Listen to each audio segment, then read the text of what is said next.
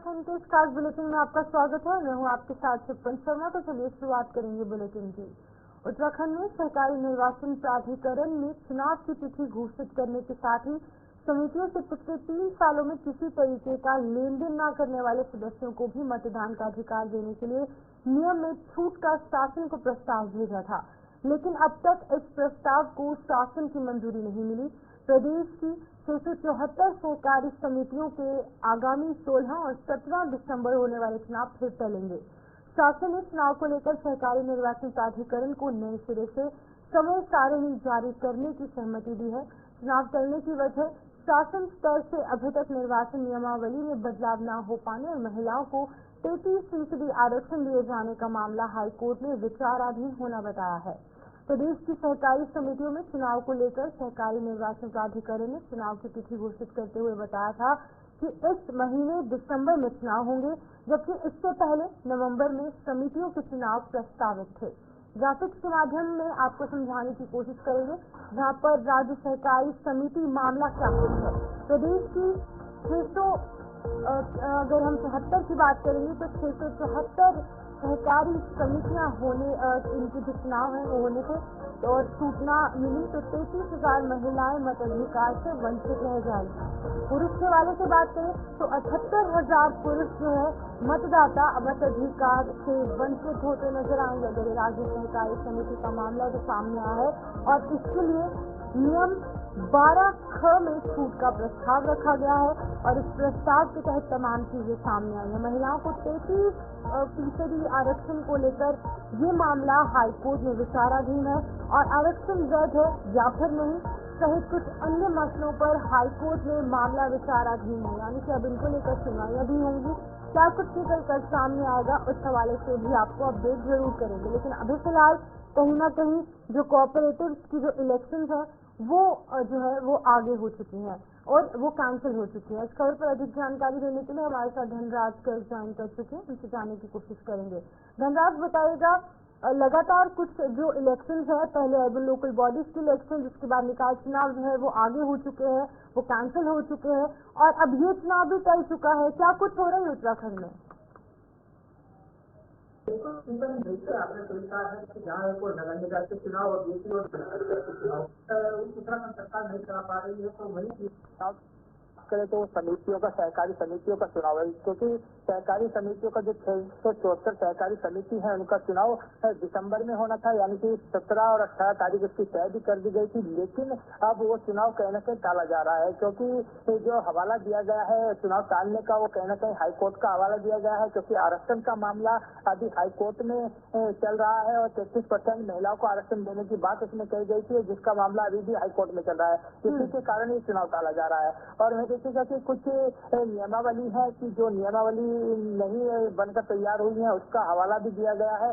लेकिन अब देखने वाली बात होगी कि जो सहकारी समिति के चुनाव है वो कब होते हैं, क्योंकि उत्तराखंड सरकार अभी नगर निकाय के चुनाव भी नहीं करा पाई है और वही जिला पंचायत में भी प्रशासकों की नियुक्ति कर दी गई, जिस पर अभी राड कहीं न कहीं उत्तराखंड के अंदर होती हुई नजर आ रही है। विपक्ष लगातार सरकार को घेरने की कोशिश कर रहा है, लेकिन वही एक मुद्दा विपक्ष को ये सहकारी समितियों का भी मिल गया है कि ये चुनाव टाले गए हैं। लेकिन इसके पीछे देखिए अब पूरा जो मामला है चुनाव टालने का वो कहीं न कहीं हाईकोर्ट का हवाला दिया गया है, लेकिन इसको लेकर विपक्ष कहीं न कहीं सरकार पर हमला करता हुआ नजर आ रहा है। लेकिन धनराज, जाहिर तौर पर जाहिर सी बात है कि अब जैसे कोऑपरेटिव इलेक्शंस हैं वो कैंसिल हो चुके हैं, अब किस तरीके से धरातल पर इसका असर देखने को मिलेगा अगर इलेक्शंस नहीं होती है?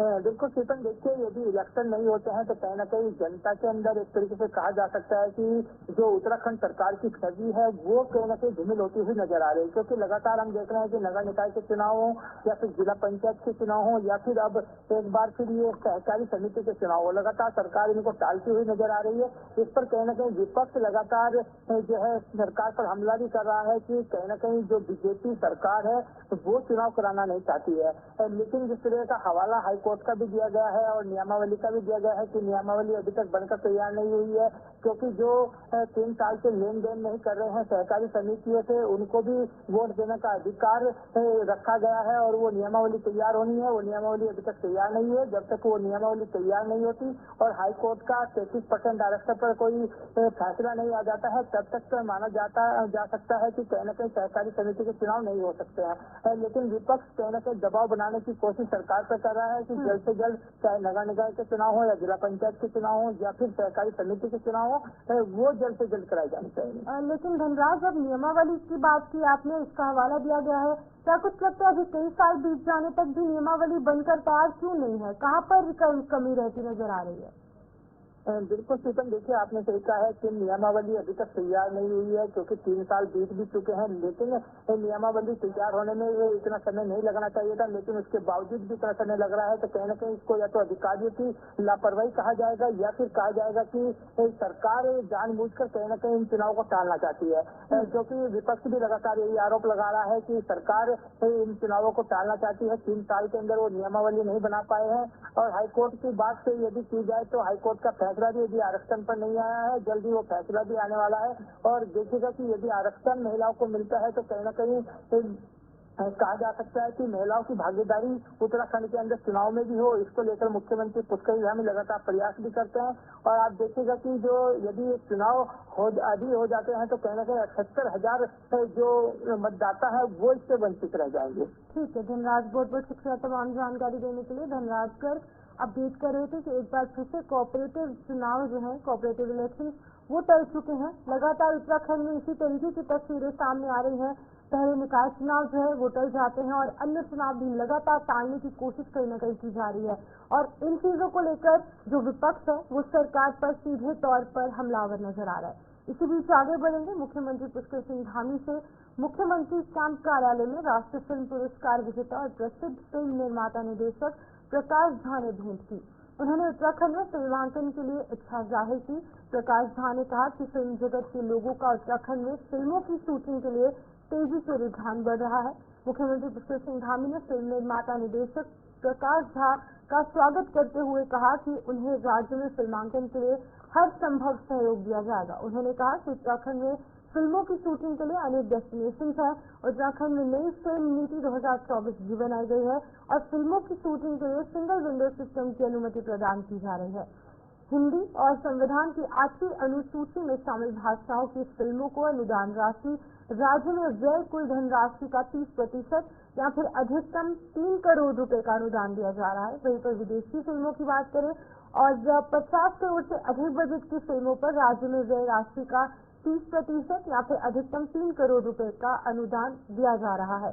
राज्य में फिल्मों को बढ़ावा देकर पर्यटन को बढ़ावा मिल रहा है और इस अवसर पर उत्तराखंड फिल्म विकास परिषद के सीईओ और महानिदेशक सूचना बसिंधर तिवारी भी उपस्थित थे। Public relation society of India के राष्ट्रीय अध्यक्ष डॉक्टर अजीत पाठक ने सूचना महानिदेशक बसिंधर तिवारी से शिष्टाचार भेंट कर PRSI के रायपुर छत्तीसगढ़ में होने जा रहे नेशनल कॉन्फ्रेंस के लिए आमंत्रित किया। दोनों के बीच में उत्तराखंड के 25वें वर्ष रजत जयंती वर्ष में लोक संपर्क और संचार की भूमिका पर चर्चा की गई।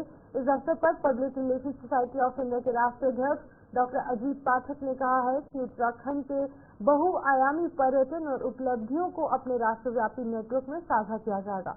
उन्होंने कहा है कि देवभूमि उत्तराखंड के प्रति प्रत्येक देशवासी के मन में यहाँ पर अगाध श्रद्धा है।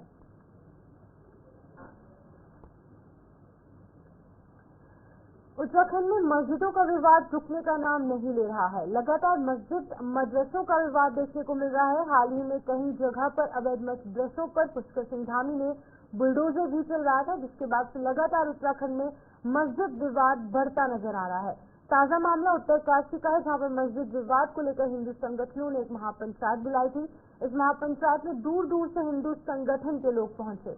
वहीं भारतीय जनता पार्टी प्रवक्ता कमलेश चमन ने कहा कि जिस तरीके का विवाद मस्जिद का उत्तरकाशी में चल रहा है, वहां पर महापंचायत बुलाई गई है। सुरक्षा दृष्टि से मुख्यमंत्री पुष्कर सिंह धामी ने प्रशासन को भी निर्देश दिए कि वहां पर किसी भी तरीके की अशांति न हो। मस्जिद के आसपास धारा 144 भी लगाई गई है और इतना ही नहीं, पुलिस बल को मुस्तैद रहने के निर्देश हाईकोर्ट की तरफ से भी साझा किए गए। वहीं पर मुख्यमंत्री पुष्कर सिंह धामी ने यहाँ पर सभी से अभी अपील की है कि शांति व्यवस्था बनाए रखें। कांग्रेस के प्रवक्ता शिवपाल सिंह ने कहा कि उत्तरकाशी में जो धर्म को लेकर विवाद खड़ा किया जा रहा है वो बिना बात का विवाद किया जा रहा है, क्योंकि सरकार ने इसकी जांच करवाई है जिसे वो स्थान वैध पाया गया है, लेकिन उसके बावजूद भी विवाद किया जा रहा है। तो चलिए आगे बढ़ेंगे, जहां पर भारतीय जनता पार्टी के प्रदेश प्रवक्ता कमलेश रमन ने कहा कि नगर पंचायतों में प्रशासक बैठाए गए हैं, सरकार ने सभी को साथ में लेकर चलने का काम किया। साथ ही उन्होंने कहा कि जो लोग वर्तमान में प्रशासक है उन्हीं को वहां पर बैठाया गया है। उन्होंने कांग्रेस पर आरोप लगाते हुए कहा कि कांग्रेस का दोहरा चरित्र बार बार सामने आता है, उन्हें एक ही वरिष्ठ नेता कहते हैं, उन्हीं को दोबारा मौका मिलना चाहिए और उन्हीं के नेता ये भी कहते हैं कि प्रशासक उन्हीं की मर्जी से बैठाए जा रहे हैं। उन्होंने कहा कि कांग्रेस अपना समय याद करे जब कांग्रेस ने जिला पंचायत का समय पूरा होने पर 22 साल के बाद चुनाव करवाए थे। कांग्रेस को अपना इतिहास भी खंगालना चाहिए। कमलेश रमन ने कहा कि जल्द ही उत्तराखंड के अंदर भारतीय जनता पार्टी की सरकार जिला पंचायत के चुनाव करवाएगी और नगर निगम के चुनाव भी स्तर पर है और उस पर भी कहीं ना कहीं काम चल रहा है। बहुत जल्द नगर निगम के चुनाव भी होने वाले हैं। देखिए, क्योंकि नगर पंचायतों में प्रशासक बिठाए गए हैं और माननीय मुख्यमंत्री जी ने सभी को साथ में लेकर चलने का काम किया है और जो लोग वर्तमान में पंचायत अध्यक्ष थे उन्हीं को ही प्रशासक के रूप में वहाँ पे बिठाया गया। लेकिन कांग्रेस का दोहरा चरित्र बार बार सामने आता है। एक वरिष्ठ नेता उनके कहते हैं कि उन्हीं लोगों को मौका मिलना चाहिए दोबारा अगर चुनाव में देरी है प्रशासक बिठाने में, और दूसरे उन्हीं के नेता कहते हैं कि ये गलत हुआ और अपनों को दिया जा रहा है। तो मुझे लगता है कि कांग्रेस का ये दोहरा मापदंड है, दोहरा चरित्र है, और क्योंकि वो अपना इतिहास याद करे कि जिला पंचायत के चुनाव उन्होंने 22 साल के बाद कराए थे उत्तर प्रदेश में, तो उनको अपना इतिहास भी खंगालना चाहिए और बहुत जल्द उत्तराखंड के अंदर जिला पंचायत के चुनाव भारतीय जनता पार्टी की सरकार कराएगी और नगर निगम के चुनाव क्योंकि हमारे सर पर है उनको अभी हमने कराना है, उसका काम चल रहा है। बहुत जल्द नगर निगम के चुनाव होने वाले हैं, उसके बाद नगर पंचायत के चुनाव होंगे और सरकार सभी चुनाव को लेकर के बिल्कुल गंभीर है। और क्योंकि कांग्रेस को सिर्फ और सिर्फ राजनीति करनी है, अपनी राजनीतिक रोटियां सेकने का काम है, तो मुझे लगता है इसीलिए वो ग्राम पंचायत मीरपुर मुबारकपुर में ग्राम प्रधान अनीता देवी के नेतृत्व में सीबेड संस्था द्वारा लकड़ी के उपयोग होने वाले चूल्हे बीपीएल और अंत्योदय कार्ड धारकों को 100 रुपए का शुल्क देकर दिए गए। सीबेड के फील्ड असिस्टेंट खुशीराम ने बताया कि उनकी संस्था जंगलों के आसपास स्थित गाँव के लोगों को सहायता प्रदान करती है। उन्होंने कहा कि सरकार द्वारा उज्ज्वल योजना चलाकर मुफ्त में एलपीजी गैस सिलेंडर प्रदान किया गया था, लेकिन लगभग 50% लोगों ने एलपीजी गैस दोबारा नहीं खरीदी। इसका सबसे बड़ा कारण है निःशुल्क ईंधन मिलना और पारिवारिक मिट्टी के चूल्हे। बता दें कि इसमें ज्यादा ईंधन उपयोग होता है। संस्था द्वारा ग्राम पंचायत मीरपुर में बीपीएल और अंत्योदय कार्ड धारकों को लकड़ी से यूज होने वाले चूल्हे 100 रुपए का शुल्क देकर दिए गए। इस चूल्हे से लोगों को धुएं से निजात मिलेगी और लकड़ी का उपयोग भी कम होगा। सर, ये हमारी संस्था का नाम है सीबेड। ये पिछले 20 सालों से जो जंगल से लगते गाँव है उनमें कार्य कर रही है और अब जब पहली बार यहाँ पे घाट क्षेत्र में आई है, जिसमें हमारे भगवानपुर ब्लॉक और भादरा ब्लॉक है। इसमें जो सीबेड संस्था का मुख्य उद्देश्य है परम संतुलन को बनाए रखना है, जिससे कि धुआं कम बने और ईंधन खपत कम हो। ये मेन उद्देश्य है संस्था का। सर, ये चूल्हा केवल बीपीएल परिवार के लिए और जो अंत्योदय कार्ड है उनके लिए ही उपलब्ध है। पीले कार्ड पर ये उपलब्ध नहीं होगा। ये केवल गरीब परिवार के लिए है जो अधिक से अधिक मिट्टी का चूल्हे का इस्तेमाल करते हैं। जो कई बार ऐसा होता है कि गैस का चूल्हा ले रखा है लेकिन भरवा नहीं पाते, उनके लिए चूल्हा उपलब्ध है सर। ये लकड़ी से ही चलेगा। जैसे कि हम मिट्टी का चूल्हा इस्तेमाल करते हैं उसमें हम देखते हैं कि इसमें लकड़ी ज्यादा लगती है। इसकी खासियत ये है कि इसमें लकड़ी कम लगती है, लेकिन ये लकड़ी से यूज होगा, ये इसकी मेन खासियत है। तो फिर ये हल हो पाएगी ये सर, ऐसे हेल्प हो पाएगी। आप देखते हैं कि आसपास हमारे पेड़ पौधे बहुत ही कम पाए जा रहे हैं। अभी जंगल में भी हम नहीं घुस सकते हैं क्योंकि जानवरों का भी खतरा है, मोटे पेड़ कट रहे हैं। ना सर, आपको कैसे हेल्प हो पाएगा? हम अपने आस पड़ोस में देखते हैं कि सभी लोग अपने खेत में पॉपुलर लिप्टिक वगैरह सभी लगाते हैं। उसकी जो बरीक बरीक लकड़ी होती है वो आराम से इसमें लग जाती है, उसमें हमारा खाना बन जाता है। नहीं, लकड़ी से ज़्यादा तो कुछ नहीं कर, लेकिन बहुत खुश है हम जी। बहुत अच्छा हुआ हमारे गांव में ये चूल्हे मिले हमारे यहाँ मट्टी के चूल्हे थे ये मिले जहां पूरे देश में दीपावली 1 नवंबर से मनाई गई, तो वहीं पर जौनसार बाबर चक्राता विधानसभा जनजातीय क्षेत्र में कुछ जगह पर बूढ़ी दीपावली मनाने की परंपरा आज भी जीवंत है, जो कि यहाँ के लोग सदियों से मनाते चले आ रहे हैं। जौनसार बाबर के लोगों का मानना है कि जिस समय श्री रामचंद्र जी रावण का वध करके अयोध्या वापस आए थे, तो इसकी सूचना पहाड़ी क्षेत्र में लगभग 1 महीने बाद मिली थी, जिसकी खुशी में उन्होंने 1 महीने के बाद दीपावली मनाई। तो जौनसार बाबर पर वाणी फिल्म के बैनर तले बन रही डॉक्यूमेंट्री को प्रसिद्ध निर्माता निर्देशक जयप्रकाश तथा उनकी टीम जौनसार बाबर की इस बूढ़ी दीपावली को अपने कैमरे में कैद करने के लिए जौनसार बाबर के दाटो गांव पहुंचे, जहां पर पारंपरिक वेशभूषा में महिलाएं और पुरुष बूढ़ी दीपावली की खुशी में रणसिंघे और ढोल की थाप पर नाचते गाते नजर आए।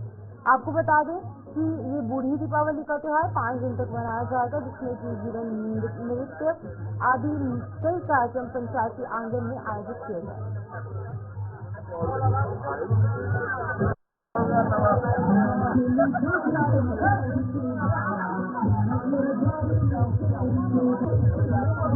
आज बहुत ही खुशी का विषय है। हमारी जो बूढ़ी दिवाली की है, उपलक्ष्य में हम सभी जितने भी बचपन के दोस्त थे, हमारे बुजुर्ग है, माताएं बहना है, सभी लोग आंगन में उपस्थित है और आज जो हंसी रात है, इसके उपलक्ष्य में हम लोग पूरी रात्रि में नाचेंगे, गाएंगे और अपना एंजॉय कर रहे हैं। बहुत ही खुशी की बात है कि हम अपनी परंपरा जो आगे आने वाली हमारी पीढ़ी है वो भी हमसे सीखते हुए जाएंगे, जैसे हमने अपने बुजुर्गों से सीखी है। इसीलिए हम अपने आंगन में आए हैं ताकि संस्कृति हमारी जिंदगी है। आपके गांव में आज एक टीम आई है जो डॉक्यूमेंट्री मूवी बना रही है जौनसार के ऊपर, क्या कहना चाहोगे इसके बारे में?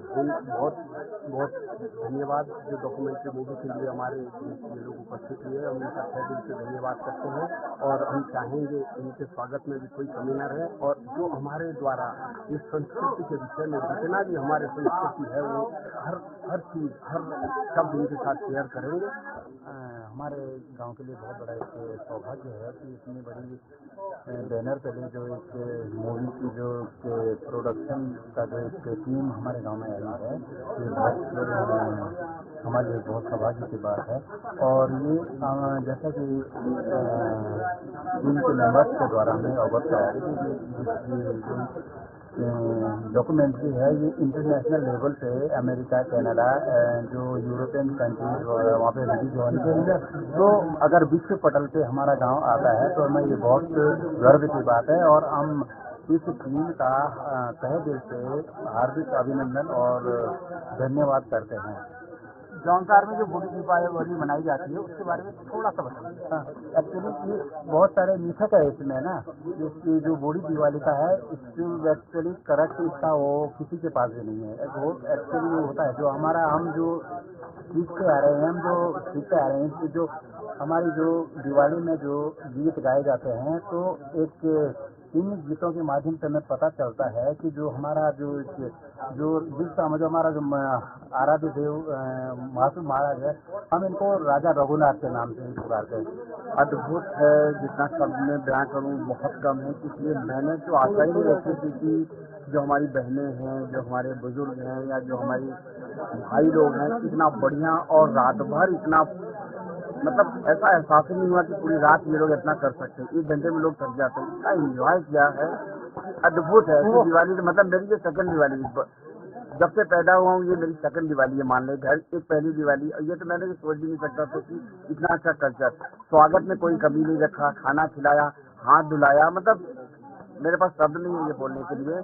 और मैं हर त्योहार में आऊंगा, चाहे डॉक्यूमेंट्री बनाऊं या ना बनाऊं, मैं बूढ़ी दिवाली में नेक्स्ट बार जरूर आऊंगा, ये मेरा मन कर रहा है। जयप्रकाश जी, इससे पहले भी आपकी एक डॉक्यूमेंट्री जो विश्व पटल पर कई अवार्ड हासिल कर चुकी है और आप खुद भी कई बार सम्मानित हो चुके हो।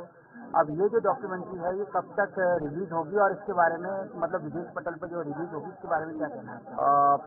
देखिए अभी तो हम बना लेते हैं, जो बूढ़ी दिवाली है ये अभी मार्च का है, जिसमें और भी रिचुअल्स हैं और इसके बाद यीशु का मेला है। ये सब करने के बाद मुझे लगता है कि ये मेरी जो नेक्स्ट फिल्म है उससे ज़्यादा ये धमाल मचाने वाली है, इस वजह से कि इसमें कई कलर्स हैं, मतलब लाइफ के कलर है, जीने का कलर है, हर चीज़ है, मतलब एक संस्कार है, जितनी रीति रिवाज है, अद्भुत है। इतने लोग आए हैं, घर से बाहर से लोग आए हैं कि मैं मंगसीर भगवाल के अंतिम दिन वीर भड़, नरू बीजू और माधव सिंह भंडारी के नाम रही। रामलीला मैदान में आयोजित वीर भड़ों के नाट्य मंचन में खाती घुसे जाति के नरू बीजू और उनके पंडित के संवादों ने दर्शकों का खूब मनोरंजन किया। इसके बाद भड़ों की अनुमति के बाद अग्नि पूजन के बाद भेलू घुमाया गया और स्थानीय महिलाओं ने रासों तांडी नृत्य का आयोजन किया। 3 दिवसीय मंगसीर बग्वाल का रंगारंग कार्यक्रमों के साथ समापन हुआ। तीसरे दिन की मुख्य बग्वाल का शुभारंभ मांगल गीतों के साथ हुआ और उसके बाद पुरुष और महिलाओं की रस्साकसी आयोजन भी किया गया। कंडार देवता मंदिर में वीर भड़, नरू बीजू और माधव सिंह भंडारी के स्थानीय लोगों ने झांकी भी निकाली।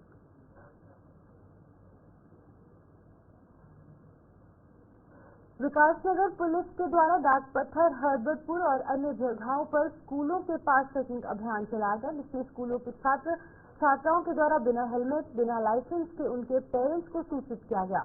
आपको बता दें कि देहरादून में हुई बेहद जो सड़क दुर्घटनाएं हैं, जिसमें कि 6 छात्र और छात्राओं की मृत्यु हो गई थी, इसी को देखते हुए ये बड़ा अभियान यहाँ पर चलाया जा रहा है।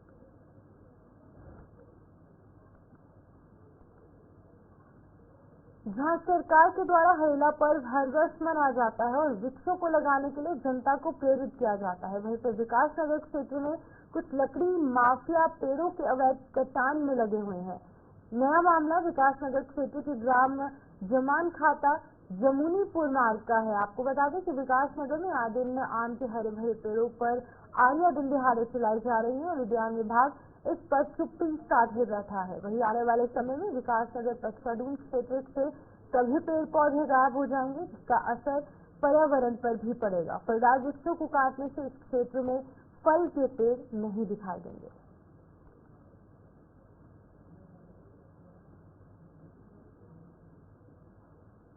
पूर्व कैबिनेट मंत्री और वरिष्ठ कांग्रेसी नेता नव प्रभात ने जिला पंचायत अध्यक्षों को प्रशासक नियुक्त किए जाने पर बड़े सवाल खड़े किए। उनका कहना है कि सरकार ये कदम विधि सम्मत नहीं है, इससे जो है वो संविधान के तहत किए गए प्रावधानों का उल्लंघन हुआ है। उनका कहना है कि राज्य सरकार ने ये कार्य पंचायत में पड़े भारी भरकम बजट को खुर्द करने के लिए लिया है। सरकार को अपना ये फैसला वापस लेना चाहिए। उन्होंने सरकार के इस कदम को पंचायत एक्ट के खिलाफ भी बताया है। आगे बढ़ेंगे। उत्तराखंड में निकाय के बाद अब पंचायतों के चुनाव भी टल गए हैं। त्रिस्तरीय पंचायत व्यवस्था में केवल जिला पंचायत अध्यक्षों को प्रशासक बनाए जाने पर कांग्रेस ने कड़ी आपत्ति जताई। कांग्रेस जिलाध्यक्ष भूपेंद्र सिंह बोस ने कहा कि सत्तारूढ़ भारतीय जनता पार्टी सरकार पूरी तरीके से तानाशाही पर उतर आई है। उन्होंने आरोप लगाते हुए कहा कि भारतीय जनता पार्टी ने अपने लोगों को फायदा दिलाने के लिए निवर्तमान जिला पंचायत अध्यक्षों को प्रशासक नियुक्त करने का फैसला किया। भारतीय जनता पार्टी सरकार पर लोकतंत्र की हत्या करने के आरोप लगाते हुए उन्होंने कहा कि सरकार त्रिस्तरीय पंचायत चुनाव को लगातार टालने का काम कर रही है। भारतीय जनता पार्टी को हार का डर सताने लगा है। कांग्रेस भाजपा को चुनाव में उतारने के लिए खुला चैलेंज करती है। बड़े दुख का विषय है, आज भारतीय जनता पार्टी की सरकार जो है चुनाव से भाग रही है। आज ना उनके द्वारा नगर निकाय के चुनाव कराए जा रहे हैं, ना ग्राम प्रधानों के चुनाव कराए जा रहे हैं, ना क्षेत्र पंचायत सदस्य के चुनाव कराए जा रहे हैं। आज भारतीय जनता पार्टी जो है डर के मारे जो है चुनाव में नहीं आना चाह रही है। कांग्रेस ने खुला चैलेंज रखी है कि आज आओ और आप चुनाव कराओ, और कांग्रेस जो है चुनाव के लिए तैयार बैठी हुई है। और आज जिस प्रकार आप देख रहे हैं कि क्षेत्र पंचायत सदस्य के कार्यकाल समाप्त होने के पश्चात ना ही उनको प्रशासक के रूप में बैठाया जाता, प्रमुखों को कार्यकाल को जो हमारे ब्लॉक प्रमुख थे ना ही उनको प्रशासक के रूप में तैनात किया गया। लेकिन भारतीय जनता पार्टी ने जो है जो जिला पंचायत के जो उनके निवर्तमान जो अध्यक्ष है, जो जिनकी जो है लगभग 12 में से जो 10 जो है भारतीय जनता पार्टी के जो निवर्तमान जिला अध्यक्ष है, जिला पंचायत के अध्यक्ष है, उनको प्रशासक के रूप में तैनात करने का काम जो है भारतीय जनता पार्टी की सरकार के द्वारा किया गया, जो कि बहुत बड़ा भेदभाव ग्राम प्रधान और ब्लॉक प्रमुख और जिला पंचायत सदस्यों के साथ हुआ है, जिसकी कांग्रेस जो है घोर निंदा है। एसएनडी गढ़वाल विवि में कुलपति का पद रिक्त होने से अव्यवस्थाएं हावी हो रही हैं। गढ़वाल विवि की प्रशासनिक व्यवस्थाएं कार्यवाहक अधिकारियों के भरोसे चल रही है, जिस कारण सभी प्रशासनिक कार्यों में दिक्कतें आ रही है। कुल सचिव पद पर भी स्थायी नियुक्ति न होने से सभी दैनिक कार्य कार्यवाहक कुल सचिव की ओर से किए जा रहे हैं, जबकि वो नीतिगत निर्णय नहीं ले पा रहे हैं। 1 नवंबर से अभी तक 500 से ज्यादा छात्रों ने डिग्री के लिए आवेदन किया, लेकिन छात्रों को डिग्री नहीं मिल पा रही है। गढ़वाल विवि से संबंध कॉलेज समेत विवि के परिसरों के पास हुए छात्रों को परेशानी का सामना करना पड़ रहा है। छात्र और छात्राएं बीते 26 दिनों से डिग्री मिलने का इंतजार कर रहे हैं। विवि में कुलपति का पद रिक्त होने के कारण डिग्री अनुभाग में छात्रों को आवेदन पत्रों का ढेर लगा हुआ है। वहीं पर दूर दराज से डिग्री निकालने के लिए आने वाले छात्रों को निराशा हाथ लग रही है। छात्रों को निराश होकर वापस लौटना पड़ रहा है, जिससे कि गुस्साए छात्रों ने आज कुल सचिव कार्यालय का घेराव कर आक्रोश जाहिर किया। गढ़वाल केंद्रीय विश्वविद्यालय की कुलपति का जो कार्यकाल था वो 1 तारीख को समाप्त हो चुका था और आज 1 महीना समाप्त होने को है। गढ़वाल केंद्रीय विश्वविद्यालय में ना ही कोई कुलपति है और ना ही अभी भी जो रजिस्ट्रार हैं वो कार्यवाहक हैं। चाहे एग्जाम कंट्रोलर की बात करें, सारे कार्यवाहक हैं और विश्वविद्यालय 1 महीने से बिना कुलपति के चल रहा है। और मेरी एक जो हम जांच चाहते हैं कुलपति के खिलाफ, कुलपति मैडम 1 तारीख को रिटायरमेंट होने के बाद 4 तारीख को दोबारा अपने ऑफिस में आती है और उसके बाद कई कागजों पर साइन किए हैं और ये कैसे हो सकता है संभव? इन पे जांच की जाए और पुरजोर तरीके से हम इसका विरोध भी करते हैं और जब तक नया कुलपति नहीं आ जाता है विश्वविद्यालय के कुल सचिव को भी हम उनके कार्यालय में नहीं बैठने देंगे। देखिए, आज घेराव इस बात को लेकर है कि 1 माह होने वाला है और गढ़वाल विश्वविद्यालय में कुलपति का पद अभी तक रिक्त है और लगातार वार्ता के बाद, छात्रों की बातचीत के बाद अभी भी 1 माह के भीतर रजिस्ट्रार साहब ये कह रहे हैं कि हमारे पास कोई निर्देश। चलिए, उत्तराखंड बुलेटिन में फिलहाल इतना ही। मुझे दीजिए इजाजत और आप बने रहिए गुलिस्तान न्यूज़ के साथ।